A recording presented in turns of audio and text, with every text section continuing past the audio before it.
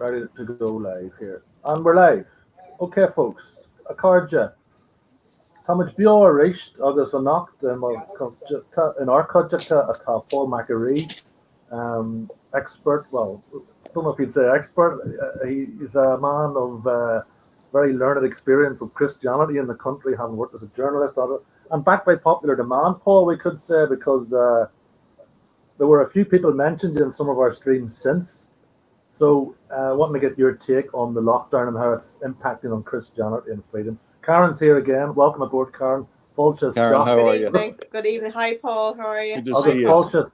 Fulcha Rash. Good G, Paul Foster. Okay, well, this lockdown is having major impacts on freedom, and it's having a big impact on Christianity.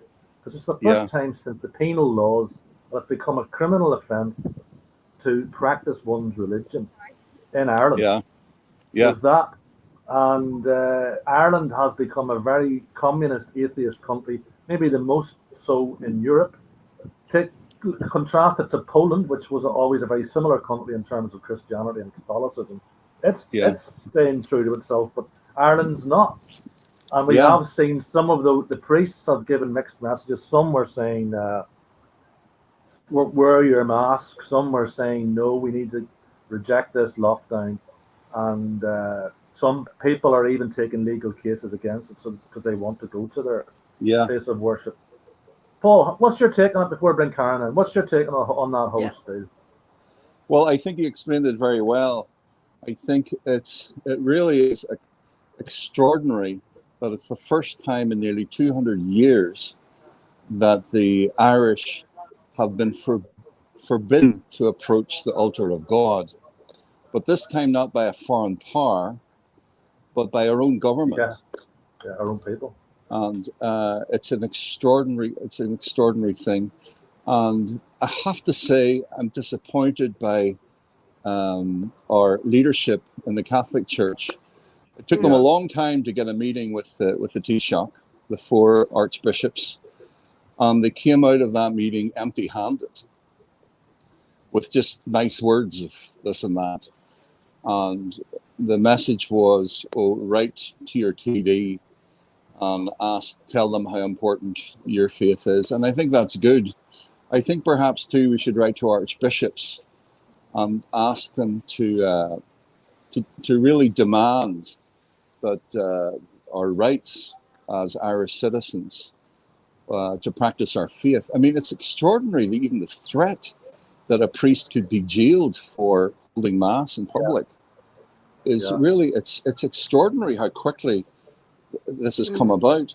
And particularly in a country where for 300 years and more, where the faith was forbidden by a foreign power, and our forebears paid a terrible price for their fidelity to their faith as Irish people, particularly their faith with regard to the Eucharist, which is obviously central to Catholicism.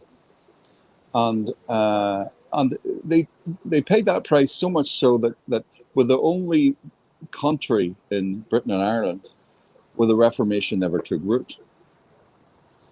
And one has to ask the question, why did they do that? Well, they did it because they really believed that Christ was in the Eucharist, the Blessed Sacrament, and that Christ was in the priest. And they wanted their children, more than anything else, to have the faith. And now they were described by Pearse and his comrades as patriots for what they did. And this is really the highest value of what it means to be Irish. They didn't do that because of our beautiful language or our writing or our culture, or even because of their disdain of the British. They did that because they had a radical belief in their Catholic faith that they had since the time of Patrick. That time for 1400 years, now for 1500 years. So, and it's extraordinary, really, what it is in a country where, as I understand, in the last census, was it like between 70 and 80% people described themselves as Catholic? So this is a contempt. But it's Catholic in inverted commas, really, isn't it? Yes, but they describe themselves as Catholic, and certainly they are the the children of those people who paid that terrible price. And not so long ago, their parents, their grandparents certainly, were people of extraordinary character. Like we all remember maybe our parents or grandparents, extraordinary character. And they for the large part, were people of deep Catholic faith that had been honed over centuries and centuries, that made them into, I think, the most hospitable country in the world. Like some would accuse us of being racist and everything. What a lot of garbage. We're the most hospitable country on the planet. And it's because really our faith interwoven with the culture in every aspect of the culture, be it the arts, be it sports, be it education. It's extraordinary what we have. And now this really is really a contempt for those people in what the Irish government have done, particularly in the light of all the extraordinary efforts that were made in parishes to protect the vulnerable. That not even one case was it's almost like the Catholic Church was the most fervent of any department of the government in its application of safety. I mean, it was so over the top. They created a kind of a liturgy of fear, where the one who said, "Come to me, you who are heavy burdened," the one who said, "Fear not." It was like we were saying, no, Lord, don't tell him to come to you, and tell him to fear a lot. This seemed to be the kind of message that we were getting, and so. I've come prepared tonight. Say it again. I've come prepared. Well, I'm glad to see you've come prepared. Although I hope that's not a Gideon's Bible, which would be a Reformed tradition. They gave it out in our school. There you can see 1980. I put the wrong year in the back there. It's only a young fella. Well, yeah, I'm sorry to inform you that the New International Version is a Reformed version, but we'll take it. Oh, yeah. Well, it's slightly different language here and there, but yes, it's there. If any heathens come to the door, it gets waved in their head and their face. Anyway, you can hit them with the Protestant Bible. All right, yeah, Karen, do you want to come in? Go on. Before you finish, sorry. I was going to bring Karen. Well, what I would say is, I suppose, because I can only be what I am, which is a son of my parents and my forebears, and which is an Irish Catholic, and so I think to be Irish and to be a patriot, I think is very interesting to unpack of what that means, and a good clue for what that means is to take it from those who paid a terrible price because they were patriots. And obviously, our forebears through those 300 years, but as well as that, our forebears through the famine times and the extraordinary baptism of suffering that was for the Irish people. Which the Holocaust, you could say. The Holocaust, really, isn't it? Really, yes. Which was something inflicted again by our British neighbours because of the way that was handled and the crisis that it was. And then it's interesting, by the forefathers of the modern Irish nation, for the 7 men who signed the Declaration of Independence, were largely men of deep faith. Yeah. And all of them went to peace with God. Even James Connolly made his peace with God before their execution, and they knew it was a one-way ticket when they went into the GPO. And Karen, particularly, how do we put this right? Sorry to interrupt. I know what you're saying. We'll come back to the thing about Pierce. Karen, you haven't had any chance.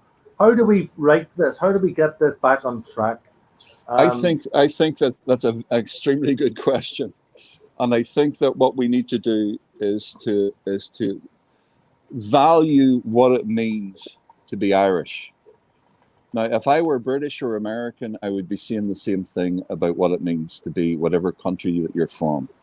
But particularly when it comes to Ireland, we have an extraordinary culture, I think a very, very high culture in Ireland, that the world really has been transformed by the Irish. When Rome was falling and Christendom with it, it was the Irish who brought not only Christianity, but Western civilization to the known world. For a small country like Ireland, these are just sort of facts that we need to tell our children and our children's children. But for a nation that's small as Ireland, the way that we have affected the world is profound. It's like the English would invade another nation, beat the crap out of them, and give them Anglicanism. Yeah. Irish never invaded anybody, but we brought our faith with great sacrifice. And not only we brought the faith, but we brought it with charm and with sincerity, and converted whole nations like Nigeria. North American Catholicism is really an Irish Catholicism with all its grace and charm and all its Judases and warts. Because I don't want to give a romantic idea about what it means to be an Irish Catholic, because just Christianity right from the beginning had its traitors. The first bishops all deserted the leader of the Catholic Church. So we don't have to pretend that we're all rosy in the church, because it certainly is not. But we have extraordinary heroism among our forebears with regard to the sacrifices they made to bring Christ to the world. Okay, I'll bring Karen. Karen, what's your take? How do we put this right? Well, I just wanted to talk about what Paul was saying earlier on about the bishops going to meet Micheál Martin. Now, to me, yes, go and meet them, but Plan A should always follow by Plan B, and that means taking the risk. And if every priest and every parish in the country open those doors, what good can the guards really do? The guards don't want to be arresting priests. They're not going to be putting priests in jail. Let's be honest. They don't want to be, and I think and they are disappointing. The leaders of the church are very disappointed. Now, I don't go to mass I don't go to mass generally, but I have been finding myself going in. If I was downtown in Drogheda for an hour. If you don't have it, you realise how important it is. It is important, and obviously sitting in the church for 10 minutes is important. It's just like one day I went in and there was hardly anybody around, and there was an awful lot of seats just cut off. One of our members told me recently that a church in County Meath had all the seats, every one of them, cut off to the public, and the only thing he could do was kneel down at the back of the church. She took the rope off and sat down in the pew, and anyone in the church was actually looking at her saying, "Well, you shouldn't have done that." Now, everyone needs to do that. Now, I think the elderly either they're brained by the rules, they're fear because they don't want to catch anything. But nobody's got sick in the church because of COVID, and we all know what this is really about. So I think even the people who go regularly need to put pressure on their local parish priest, and go in and stay there. Now, it's all very well having it online, but you can't have the communion online. And the people who, like Eucharistic ministers and people who do readings, they can't take part, really. They can prepare the altar, but they can't really take part in a great way, or children or whatever, unless you're at a wedding or a funeral. We've touched on this a few times, though. I mean, there's some priests that are saying that, and that's good, but there are some priests that are kind of advocate going along with it, which suggests to me that there's a little bit of infiltration, which has been a criticism been leveled at the church for quite a while. Paul, at different levels for different reasons, yes. How far do you think the infiltration has gone, Paul? I know it's right up to the very high level in the Vatican. You're talking about Freemasonic infiltration.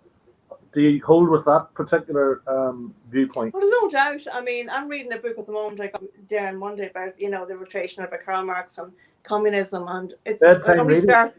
It's bedtime reading. I'll show it to you. We're all showing props. We're all holding up books here. This one. Very Yes. good. I only started it, so you have Cara, to is give that me in Irish what- or English? Is that in It's Irish? in English. I'm not a joke. Hard Hard enough Hard work in enough. English. Yeah.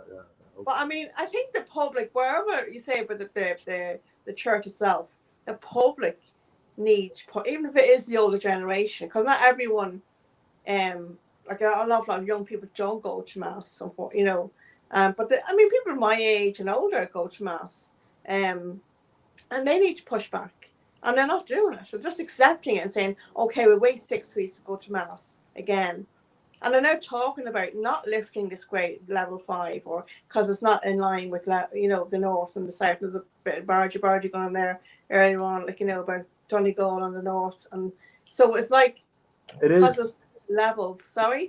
It is incredibly ironic. Take in the north, you've got Sinn Féin, the party of a lot of Catholics would be in it, so called, but Sinn Féin are going along with a hard lockdown, shutting all pubs. Yet the DUP, who were forever against opening pubs and drinking, want the pubs open. You couldn't make it up, could you?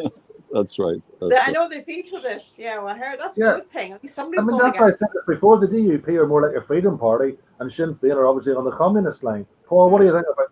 I mean, this lockdown is pretty communist, isn't it?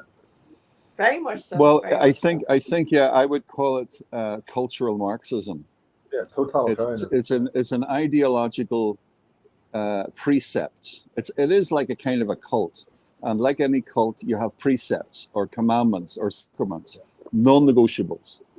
And so a lot of these are what I would call cultural Marxist precepts that we're told that we have to, that this is the kind of the rule. This is the sort of new commandments that we have to that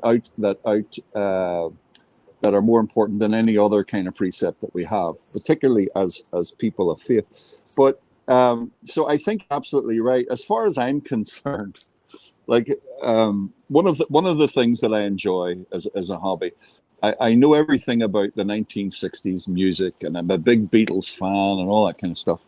And there was a producer was from New York called Phil Spector. And he was very caustic. You might remember the Do Run Run and You Never Close Your Eyes. So he did all this wall of sound.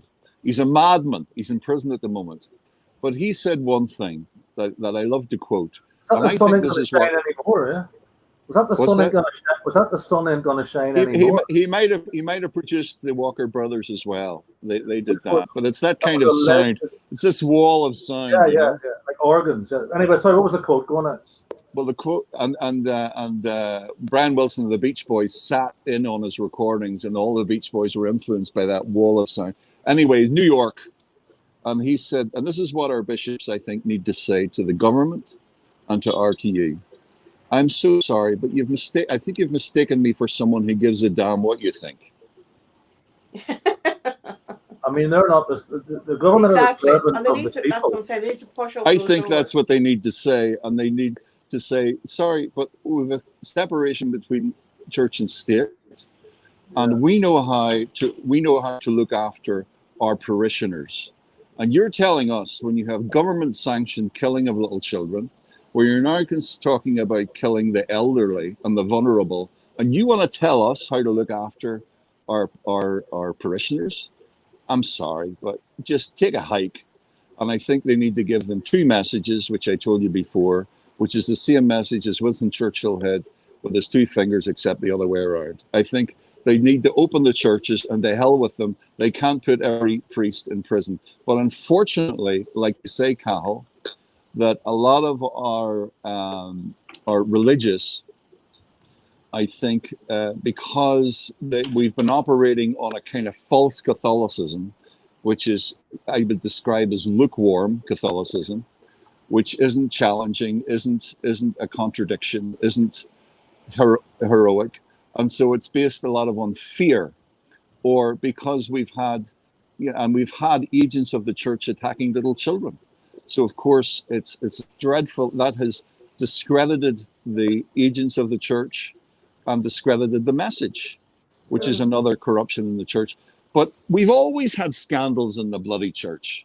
I mean, the first scandal we had was the scandal of Judas, and we got over that. The first bishops all scarpered and abandoned our Lord.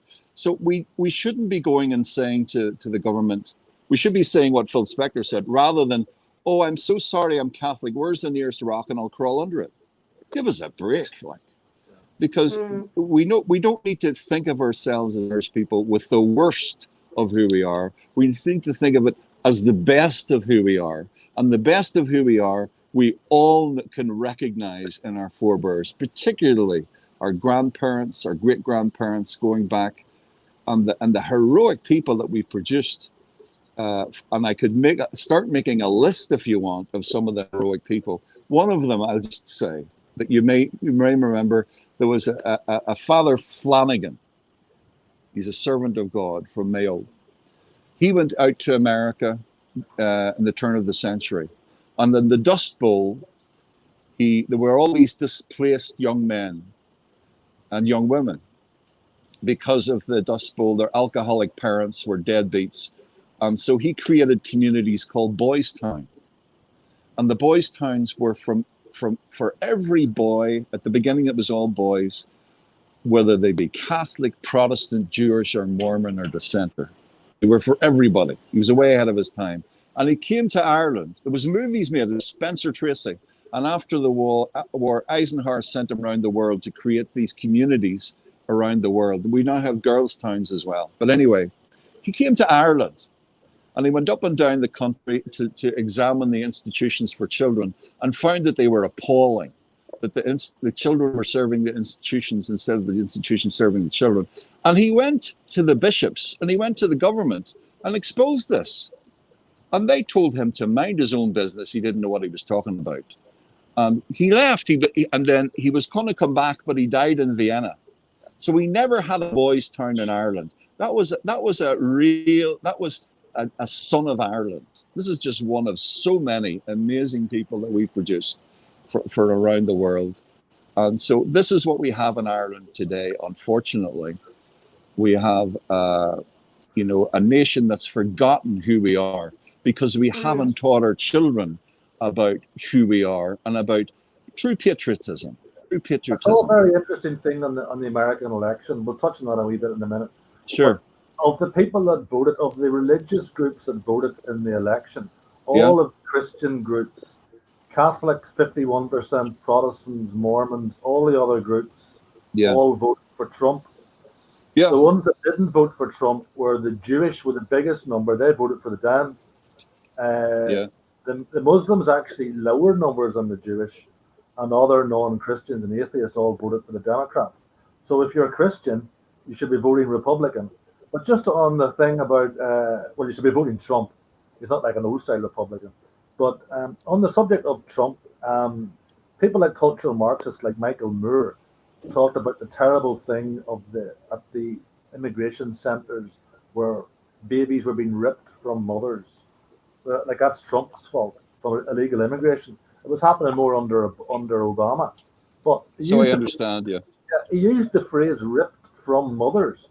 Yeah, he didn't say anything about abortion. Literally ripping. Yeah. Exactly. So that's okay. So it's okay to do that. Cara, what do you think about that? Well, I mean, those detention centres, I don't know if they're still operating at the moment.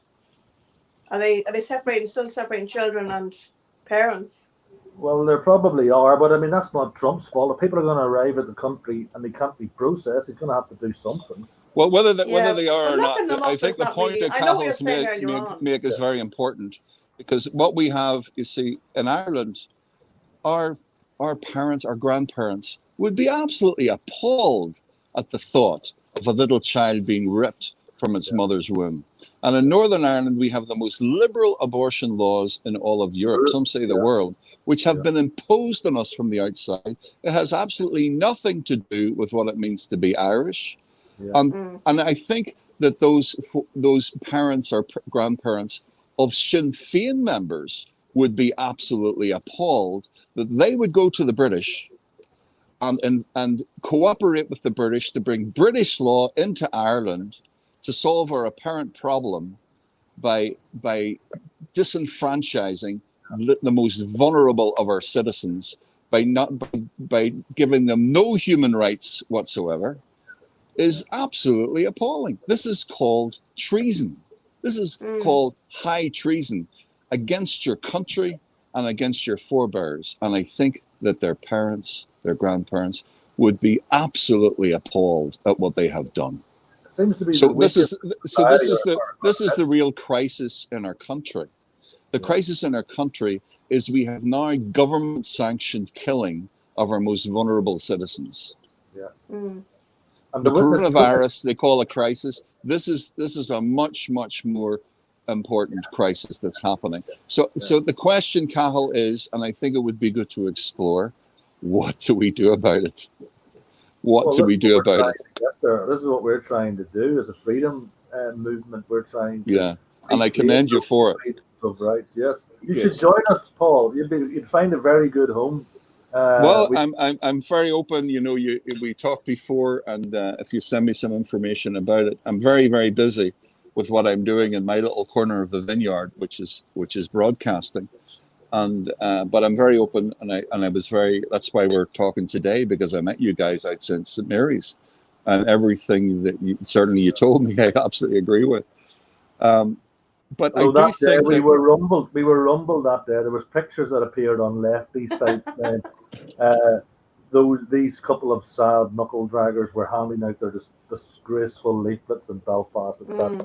You know, Karen, what do you say? Well, I think you kind of know. I mean, I'm all for getting the message out, but I think we're too much on Facebook. This is great, but it's the same thing, the same audience.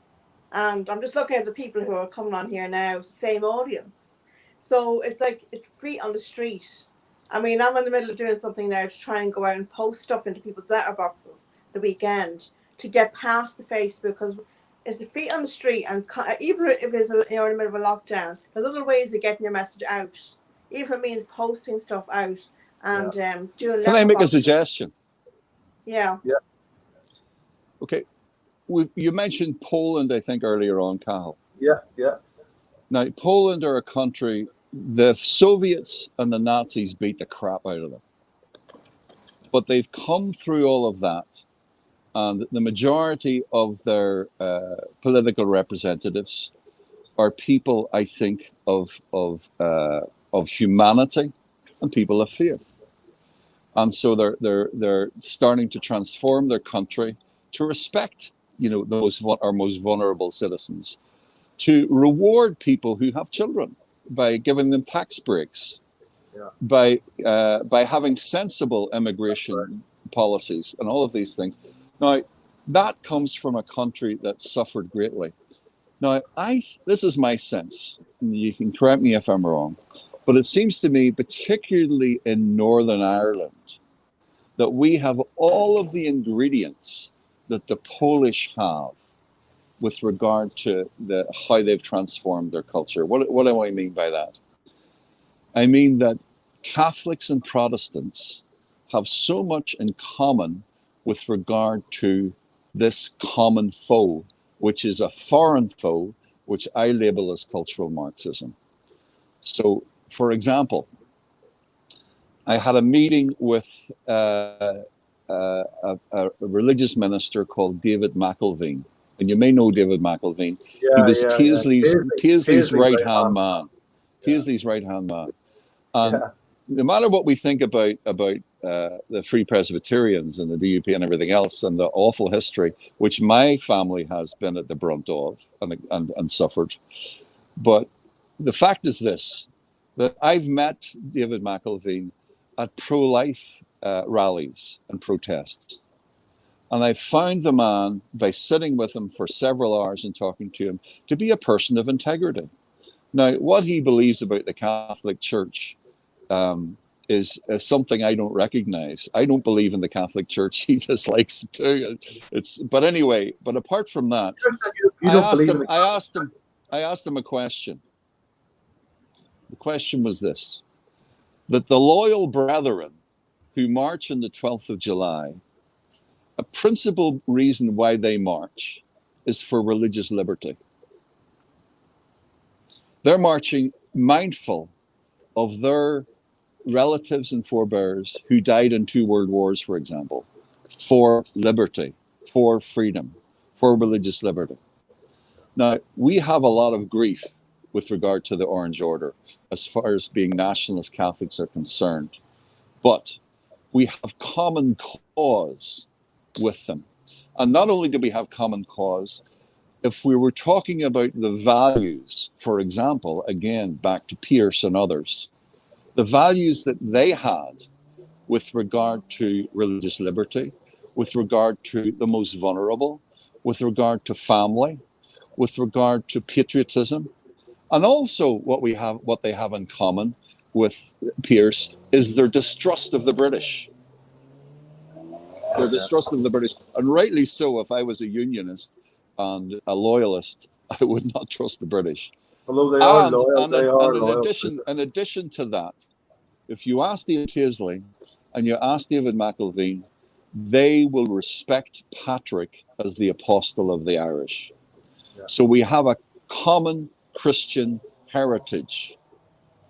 Now, warts and all, Judases and all, but we love our children. We love family. We stand for religious liberty. We have principles that we have in common. You never And get I think what we can do is we need to start connecting the dots between us with the common foe that we have, which is coming now from Westminster, where the great majority of British MPs impose their ideological position on our country against the will of the great majority of our people, 79% according to the government, and the great majority of our political representatives. Their parents and our parents do not want sex education in our schools that would destroy the innocence of our children, certainly compromise their faith, and make them fodder for this idealism that has nothing to do with Ireland and much more to do with Karl Marx. You'll never get the lefties looking towards St. Patrick. They never once mentioned St. Patrick in any of their... Well, who cares about left? We need to be right and wrong rather than left and right. Well, so and I think that this is we've been getting a lot of new members, Paul, from Eastern Europe who are coming in, and they have long memories about Bolshevism and left, socialism and Marxism. Oh yeah, they know what it's really like. Yeah. So they're sniffing that coming here, and that's why a lot of them are joining in. Karen, you've been speaking to a few of them this week, yeah? Yeah, I was speaking to them there during the week because we were doing a big exercise of talking to new members, and had really good, interesting conversations with them, and they've really good ideas. But you're saying we need to join the dots. We need to join the dots not just with the people in the north, with the Protestants, but also with the Polish community and Latvian and Lithuanian community as well. That's right. Maybe even get a leaflet that are printed in these languages and reach out to them that way, like through their businesses, because they often, run local food stores and small shops, and reach out to them through their own language. I'm not sure how far we're going about in those languages. Though we're trying to keep it to Irish and English.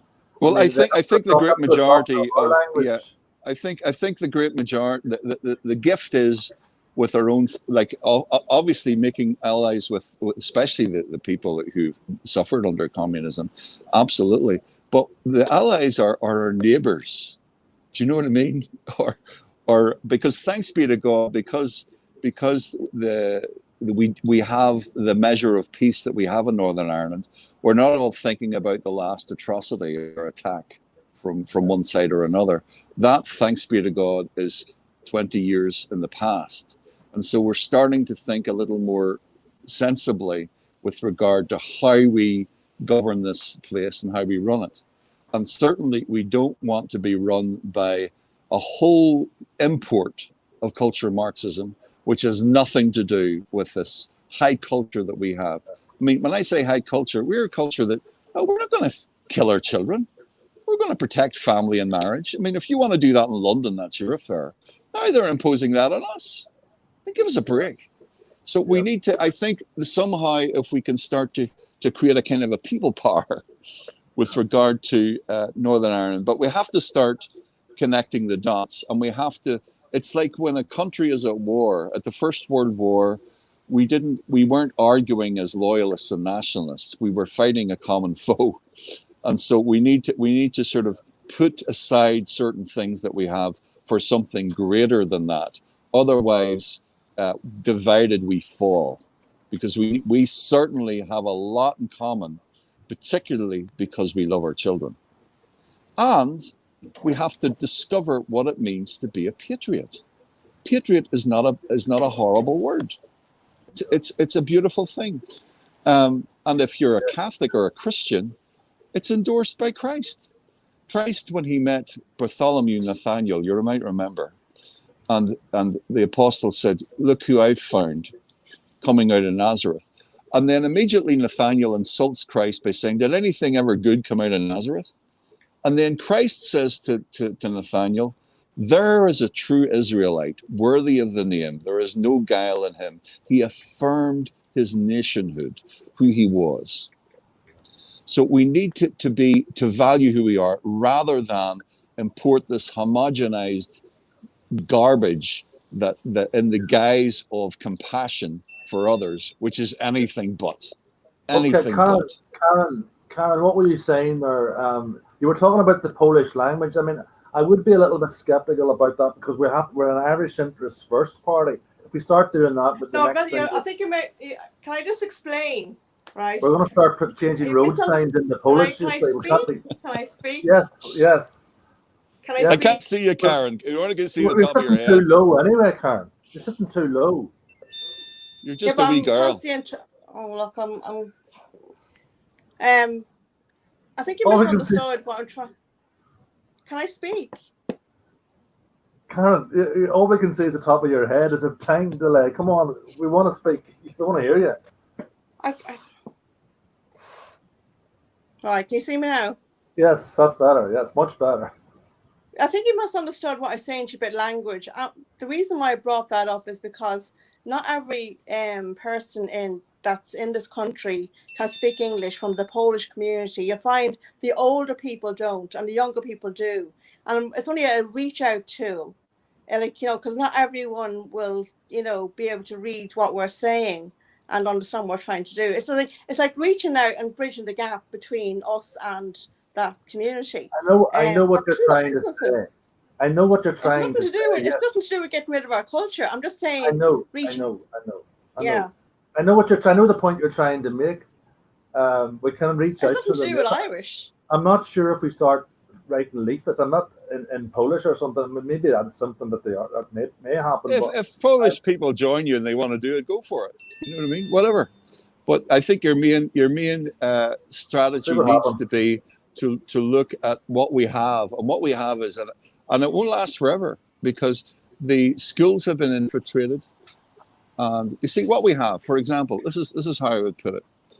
When we had the abortion referendum, with the ideology with regard to killing Irish children, who did we have pushing all of that? We had all the institutions, the government agencies, the multinationals, the education, all three parts of the education system, the press, the media, broadcast media, and television and radio, 24/7 for years and years and years and years.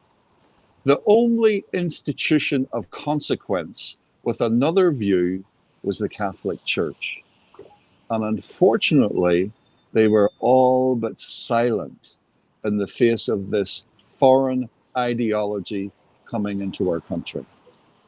Yeah. So it's like an invasion, but it's not so much an invasion as a treacherous thing, because it's our government and the likes of Sinn Féin that have literally, I'm sorry for my French, pissed on the graves of the 1916 men and their rising, and their parents and their parents. It's extraordinary what has happened. So we need to wake up, and we need to not allow Ireland to become a kind of a Disneyland that the Swiss come to see the quaint Irish, and their leprechauns. I mean, this is not who we are, but this is where we're going. And the Swiss, when they come in, they're bringing all their prostitution and all their ideology and everything else, secularist stuff, into Ireland, and it's a tragedy. Now, what I would suggest is this, and this was just something that really hit me. I discovered Joan of Arc. Joan of Arc was lived in France, obviously, in the 1400s, 15th century. She's one of the most documented people that we know more about Joan of Arc than anybody else in the 15th century. And Joan of Arc modeled what it means to be a patriot. And this wee farm girl, who was illiterate, and what she did for her country is quite extraordinary. And she not only led the armies, she gave them their battle plans, which generals still use even today. And she paid a terrible price in the Inquisition, who put to death by a Catholic bishop, a French one, who was a betrayer of his own country. You see, and what I would suggest is examine what happened in France during the 100 Years' War, and you'll see that a lot of it is a carbon copy about what's happened to Ireland. The French betrayed themselves, so many of them, by joining the English, the English kings who believed they owned France. And because of what she did, after she was put to death, 10, 20 years later, the French won the 100 Years' War, and the whole of human history was changed. Now, Google Joan of Arc documentary, and there's a brilliant docudrama that is absolutely true to history. And ironically, it's made by Mormons. But don't let that put you off. They do an incredible job. The girl who acts Joan of Arc is excellent. And there's a real I want lesson. to make a point. I want to make a point. And what my point is this. My point is this. That she models what it means to be a patriot and someone who loves their country and is willing to sacrifice for their country under incredible odds with a foreign invader and surrounded by treasonists. And this is what's happened in Ireland, and this is an example. I'll give you an example. I'll give you an example of that, how we're getting that. We're getting a lot of new members from Poland, and Karen's been working very hard and been speaking to them. And there is a good point about reaching out to them, because some of them do have more of a sense of nationalism than a lot of the native Irish. And we're actually getting people joining the party who are mixed race. There was one guy, I'll not mention names, but he was a very prominent guy who's now joined the party, and we're all delighted to see that, which completely dispels the talk about us being racist. But there are people who are of mixed race and of different nationality that are showing more affinity and nationalism for Irish nationalism than the native Irish. This is what we're seeing. So we're not actually against foreign nations. Karen, we're not because the Irish are not a pedigree. We're not a pedigree. We are. Bye. See ya. Good night. Sorry. Karen can't come in. Karen's getting frustrated because she can't come in. Oh, right. Okay. Paul, go on ahead. You were saying. Well, tell Karen to come back. I hope I didn't put her off, but I don't know the protocols here. So when you invited me on, I thought I was supposed to speak. But I'm very happy for Karen to come back. There's a time delay, and I think people miss it. I was trying to get Karen back in there. But go on ahead, Paul. Okay, well, what I was going to say was that the Irish, we've assimilated so many nationalities from all over Europe. That we're the final frontier of the old world. There's no such thing really as a pedigree Irishman. We're a whole mixture of things. I'll tell you a beautiful story, Cahill. When I was down in the World Meeting of Families, I met a Polish photographer. This guy had a camera with the lens on it was like a frisbee. And I was chatting to him about his story. He said he came to Ireland 2003, 2004. I interviewed him, in fact. He said he didn't speak the language. He had 100 euros to his name. But something drew him to Ireland, and he put a pin in a map to see where we would go. And the pin came out at Killarney. So he went to Killarney, and he was sleeping rough on a park bench. And this Irish couple, elderly couple, spotted him and invited him to their B&B. And what they did was they put him up for free in their B&B. And then they got him a job as a doorman in the bars in Killarney. And he started to learn English. And then he loved photography. And his dream was to be a photographer. So he saved up enough money and bought a camera.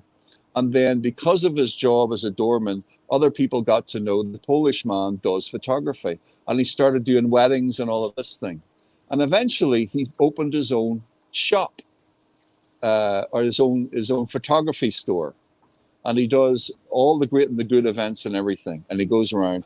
And he said to me, I love the Irish because what they did for me, what that couple did for me.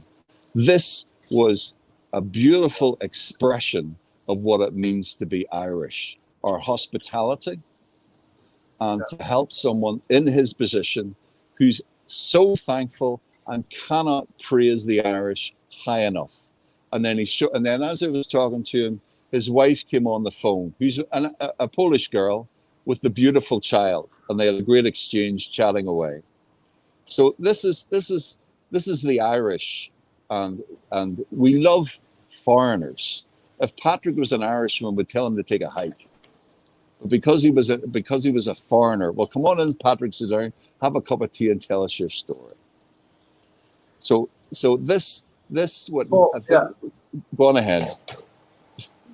Just we're open to being exploited. Somebody's making a point there. We can't, and you've talked about it too. We can't have our welcome exploited and abused. Exactly. We are the country of Cead Míle Fáilte, but we can't have that abuse. There's a lot of abuse. So come on in and sit down. But when you want to start taking over my house and bringing completely foreign values into my town and not consult me and everything else, then you're not a visitor. You're somebody else is mischievously using our hospitality and generosity for some other agenda. And I think that's exactly what you're about to say, Cathal. Paul, we'll talk about, there's a few people aren't happy because Karen's gone, but just briefly, we'll talk a wee bit about the US election with Trump and everything. What do you think about the Trump scenario? Do you think he's going to win the get in or legally or what? Well, I think it's very interesting because we're all in a position now where we're trying to understand and interpret what's going on in the US. And it's very, very hard to get hard information because the American press has become largely an instrument of the Democratic Party. And so you're not getting objective information that we used to get from creditable journalist organizations. So it's very, very difficult. And then on the other side, you get maybe something that's very spun to make it look like it's something else. But Trump, as far as Trump is concerned, I mean, with all his bombastic personality and his dreadful tweets and everything else, it's interesting that more blacks and Latinos have voted for the Republican Party than ever before in its history during this election. And also because he's championed a lot of human rights, despite his personality and everything else.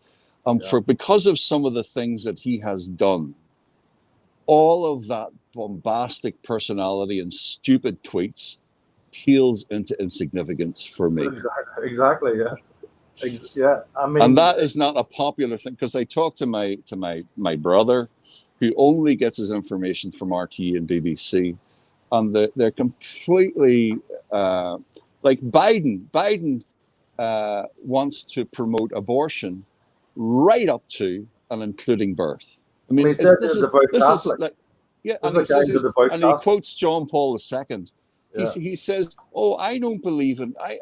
I'm pro-life, but I can't impose my doctrine on somebody else." I mean, it's so ridiculous. If your neighbor's beating the crap out of his kids, you don't say, "Oh, that's his choice. I don't impose my doctrine on him." You don't. You go flip and phone the police, and you go in and you tell them to and rescue those children from a situation like that. I mean, it's just a playing with words, and people fall for it because, especially unfortunately, young people who the education system has stopped them thinking. And Yeah. so they start to, instead of The left analyzing wing. stuff, they just swallow this very shallow emotional kind of arguments, which really amount to appalling abandonment. For example, particularly of the unborn, we're talking. It's like the black man.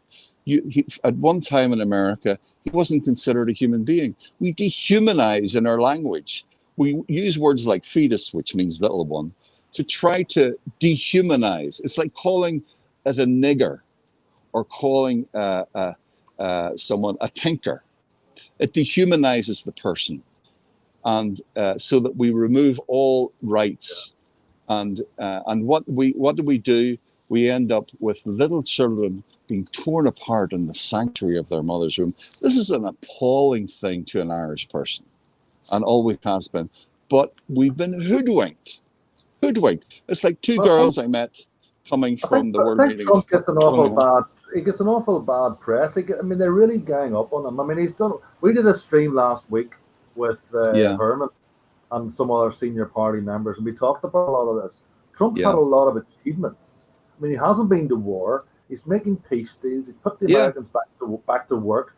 He's tackling corruption left, right, and centre. And because he doesn't, his manner's a bit gruff and whatever, he gets lampooned as this racist bully. He's done more for Black America than the Democrats have done in 40 years. That's exactly. And there's ones like Candace Owens, I don't know if you follow her. There's various ones who are very articulate, who are Black, and are in the mold of the likes of Martin Luther King. Even Martin Luther King and his niece, Alveda King, is tremendous. And she's speaking into this situation. But Martin Luther King on the March in Washington, 1963, they had about 260,000 people there. Every January in Washington, there's the March for Life, which is a human rights march. And they get close to, as I understand, 1 million people every year. And this is every year. And it isn't even reported on RTE or BBC. So people are ignorant here. It's a prepared version of news, which is from an ideological position, which is an import and nothing to do with our country. Yeah. So we are in a deep crisis in our nation and in our church. We really are. I made a point last week about Trump and the fact that the stream that he gets from just his manner. It's not an excuse to diss on the guy at all. They really do gang up. I think Karen's trying to get in here. Karen, we can't actually pick up. If you can try that again, we'll bring you in. I do want to hear what Karen has to say on this. Paul. Karen, I do apologize if I talked over you there, but forgive me because I don't know quite what you guys expect from me. So I'll behave myself. But I mean, it's good to have you. It's good to have new guests. I'm happy to be here. Yeah. Hang on. We've done more for Black America, and there's a hell of a lot of colored, or not to use the word colored, because Black Americans that are Trump fans and see through the whole nonsense with Black Lives Matter. It's Black Lives Matter just cherry picking the Black lives that they care about. Yeah. Well, it's like, he maybe wouldn't be someone I'd want to include in my group of friends or something. But I mean, it's what we need is much more important things than that. And we need to see what the man has done and what he promised he would do, and as he followed through on a large portion of important issues, particularly human rights issues, and with regard to war and warmongering, he's actually been very, very good. Yeah, it's been quite a compared success. compared to others. And That's all why the they're- stupid tweets and personality, all of that just feels into insignificance when it comes to the real important issues. Karen, can you hear us? Karen, can you hear us? While we're waiting for Karen, can I comment on something Karen said Yes. earlier? Karen Go talked ahead. about, well, maybe she doesn't go to mass that often and all of that, but the silver lining is this, is when you tell an Irish person that they can't express their civil right to worship, I hope that Irish person gets angry and says, "You what? Go to hell. You're not going to stop me from crossing the door of the church. How dare you, even after the suffering that our forebears went through, to have this right? And you're going to tell us what?" I think that we should be rightfully angry and tell them to go to hell. Yeah. I made the point last week as well about, back in the 60s, it was a very valid struggle for black rights. And Martin Luther King had a very good point to make. But I think it's just been twisted out of all proportion. I think that the equality question has been answered to a fair degree. Everybody's been discriminated against. Catholics were discriminated against. Jewish people were discriminated against. Blacks, not just one section. So I think the Black Lives Matter thing, we don't want to keep hammering on. Well, at the moment, Catholics are being discriminated against in Ireland. Yeah, and take what's in an happening appalling in way. Look at France. Yeah, right. You're right. Yeah, you're right. And this is real discrimination. Whereas America, I think Martin Luther King, when he said we shouldn't decide the merit of a person by the color of the skin, but the content of their character. But we're putting people into like Kamala Harris, who says she's black. She's not black. She's Indian. Like if I was a black African, I'd be thinking, what is this woman talking about? But it's really using something to whip up something that, of course, there's always going to be prejudice and there's always going to be some level of bigotry. But the Americans have come an incredible long way with regard to addressing that. And unfortunately, in so many areas in the United States, in black areas, it's black against black that is causing over 90% of the violence inflicted on black folks. So we really need to address issues that cause that. And as Candace Owen, who was brought up in a black ghetto, says herself, that fatherlessness is one of the big problems in black neighborhoods, where kids don't have models of what it means to be a man or a woman or to grow up in a secure family. So we need to address some of these issues with regard to folks who are underprivileged. Yeah, when you look at what happened in France there with the beheadings and stuff outside Catholic churches, yeah, where are the people taking a knee for that? Yeah, that's right. No, you're absolutely right, Carl. You get footballers taking a knee for Black Lives Matter. Yeah. And then on the same day that there was slaughter in France, okay, the rugby people had a minute's silence, fair enough. But it's just absolute nonsense. It is. The thing as well, hold on, let me just turn this thing off here. It's almost as if, have they not watched the news that day? They see there was 3 people murdered in France and then Austria, and yet we're taking a knee for Black Lives for one guy that was. I'm not buying it. But when some of our modern heroes, like Martin Luther King was a man of deep Christian faith. And the beautiful thing was that, and this is what unfortunately we as Irish didn't do, is when he was standing up for the human rights of the black man, he effortlessly and artfully went from his faith to politics to reason. So he was just being himself. He says, I have a dream. I have seen the promised land. And then he would talk about that Catholics and Protestants Jews and dissenters would stand together and their children. All this wonderful rhetoric. But he was a man of deep Christian faith. King, That was, absolutely. You cannot separate the man from that. And like all of us, I'm sure he had flaws. And we all do. We all have. There was only one immaculate, Jesus Christ, immaculate conception. But so I think that to be Irish, this is what I would encourage us to do, is when you look at the history of Ireland, the thing that really meant more to the Irish than anything was their faith, was their extraordinary faith. And it was that faith that was brought from these shores, along with civilization, that had a profound effect across the whole world. We've more missionaries per capita than any other country in the world. And again, I say, among them were plenty of Judases and plenty of warts and all. But we had heroic people who brought that. And also, I think, even through sports, through the arts, all of these things, you'll see the faith interwoven through it all in a very natural way. It's not forced. It's not kind of waving, "Oh, I'm holier than you" or something. There's something about who we are that we need to rediscover and be proud of. Yeah. And Karen, are you there? Do you want to say something? I don't know if you're there or not. I can't see you. I've been trying to bring you in this last 5 minutes. Karen, are you there? Right, she's maybe not there, Paul.